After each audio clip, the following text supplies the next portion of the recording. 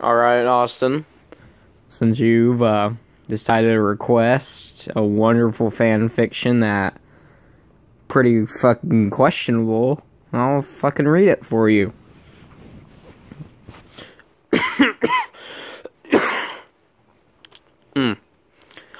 A bushy tail with slick, wet fur slithers around a soaking nude feminine body. Her arms are pointed straight out, like if she was balancing herself on a tightrope. The tail swishes around her waist that sways gently as waves of water in a calm ocean as she walks. Pretty fucking detailed, my dude. So, a breeze wraps itself around the girl's breasts, hardening her nipples as the wind brushes against the tips. And down under her legs her folds barely sway like small flags. A thin see-through substance seeps out of the walls of flesh, and the girl lets out a sound as her folds start to warm up, and turn hotter than a grill. Ah. The black and white pelted mammal trembles and drops to her knees, feeling in heat for the first time. She stands up and continues, walking through the forest like it were nothing. A twig cracks. The girl turns around sharply, her D-cup breast bouncing. There stands a soldier wearing a helmet with a protective round sheet of metal covering his eyes, a light bulletproof vest, and light armored pants. All are matching gray colors. He sounds like a fucking airsoft operator. Fucking watch out, he'll shoot you, dude. He attaches a collar onto the girl and puts her in handcuffs. She's dragged on the muddy ground as rain begins to fall once more this day. The soldier throws her into the back of a van, closes and locks it, and then drives away. The skunk is suffering from being in season, rolling around uncomfortably in the back of the thankfully blanketed floor, unable to touch her leaking vagina. Oh.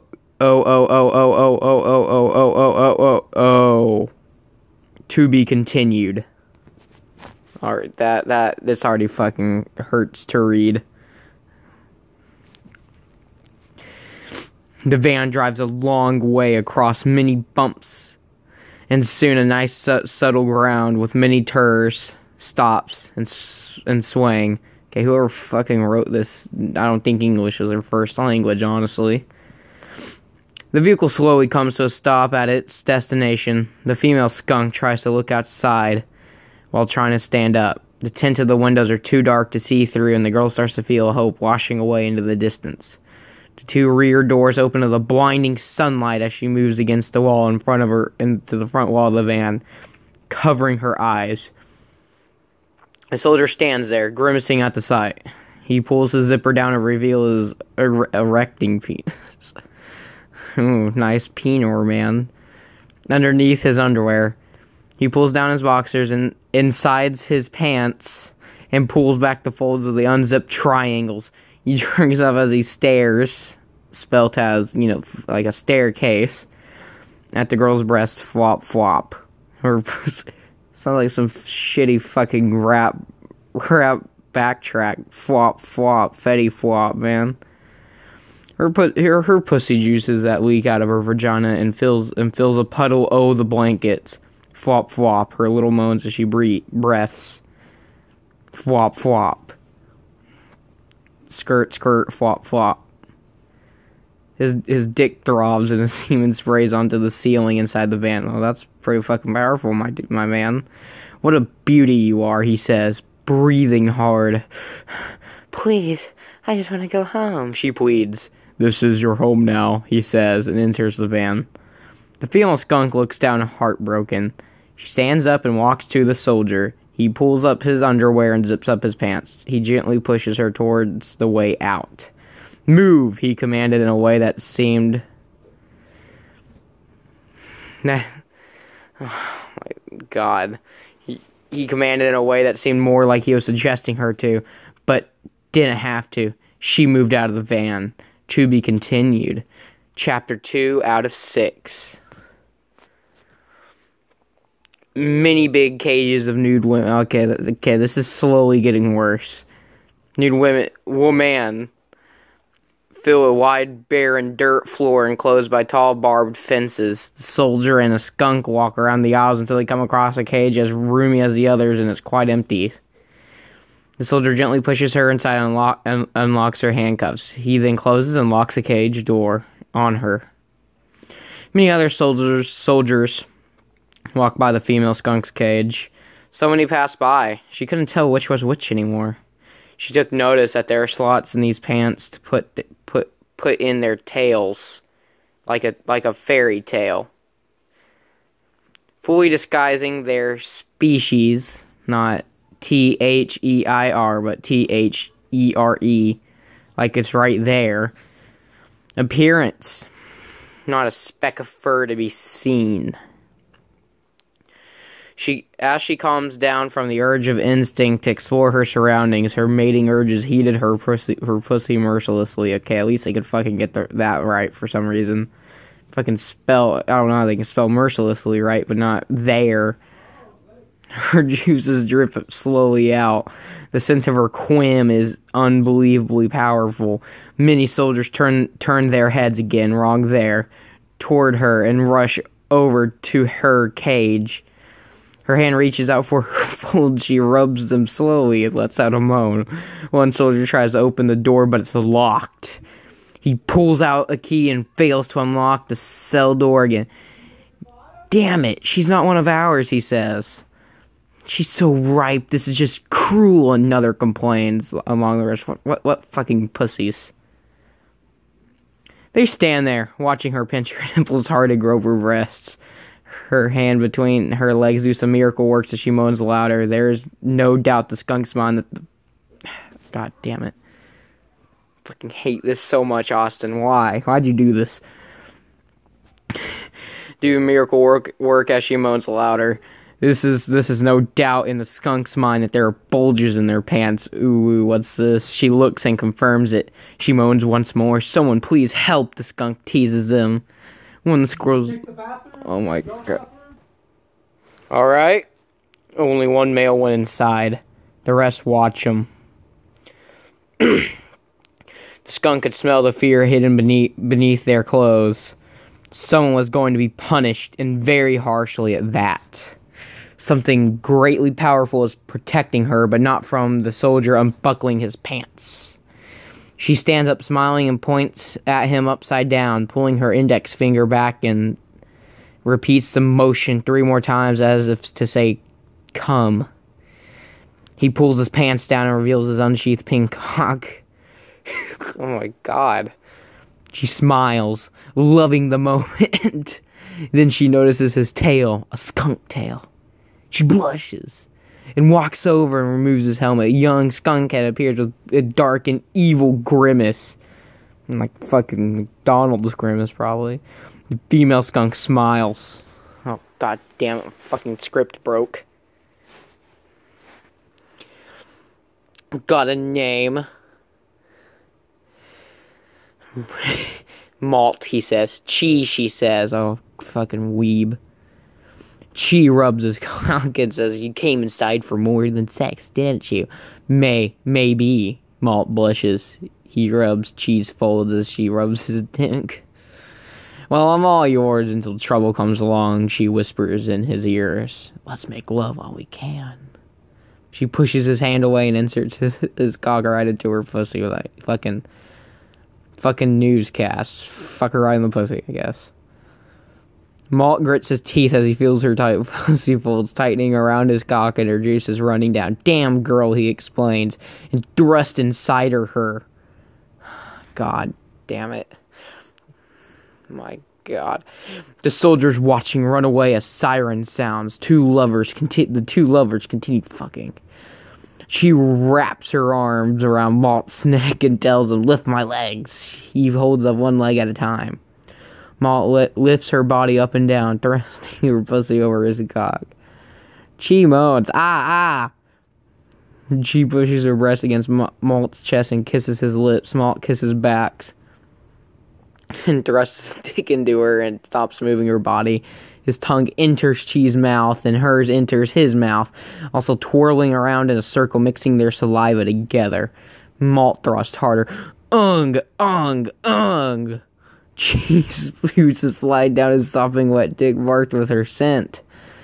Chi breathes heavily through her nose and moans inside his mouth. Oof. Malt rams his penis into her harder. Her quim... Oh, who the fuck calls it a quim? Flows down his dick and onto his legs and onto the floor. Chi pulls out from the kiss. Harder, she commands. Malt thrusts harder. What a fucking bitch boy he is. And pants harder. He thrusts harder. Almost... Oh my god damn it. Oh.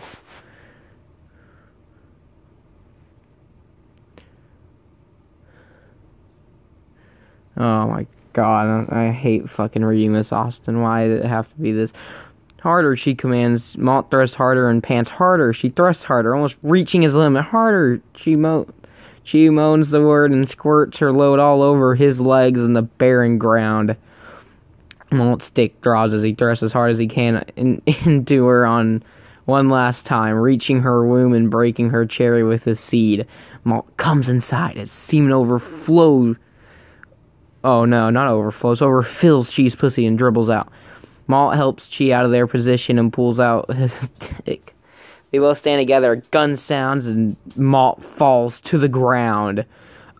He's been shot probably. Chi drops to her knees, stunned and sad with grief. Her anger kicks in, and she observes her surroundings. There are a bunch of female skunks locked in cages, and one soldier standing just outside her cage. She stretches her legs and does a yoga pose and stretches out her body and twists her arms repeatedly as the soldier comes closer. She walks over to the exit of her cage and puts her hands over the lock and a cage bar on the door, gripping it. She shakes it and cries out in anger, "Let me out, you son of a bitch!" But it's spelled son, like the fucking sky sun, that one. And lies, "I don't care if you saved my ass from being raped again, you asshole." She grits her teeth and glares. "Get out of my way!" The soldier shouts a command. "Over my dead body!" She screams back. Linkin Park playing in the background. The soldier pointed a gun at her. She steps back. Time for like a fucking Dragon Ball Z movie or something. He makes a mistake, lowering his gun. She grabs his neck and slams his head against the bars. Hyperreal blood trickles down from his face. The soldier grabs her arm and cuffs it, and grabs her other arm and cuffs it, and closing a bar in the process. He opens a broken door and drags her body along with it. "Damn you," she cries. Her grief forms a little puddle of tears welling at the tip of her eyes and a leak of a small waterfall running down her face. "He's my mate," she shouts truthfully and stares at the bar's blurry eyes. Oh my god. The soldier drags Malt by the collar out the door, sets him down in front of her and whispers in her ear, "Oh, trust me, you two will happily live happily together up in the sky."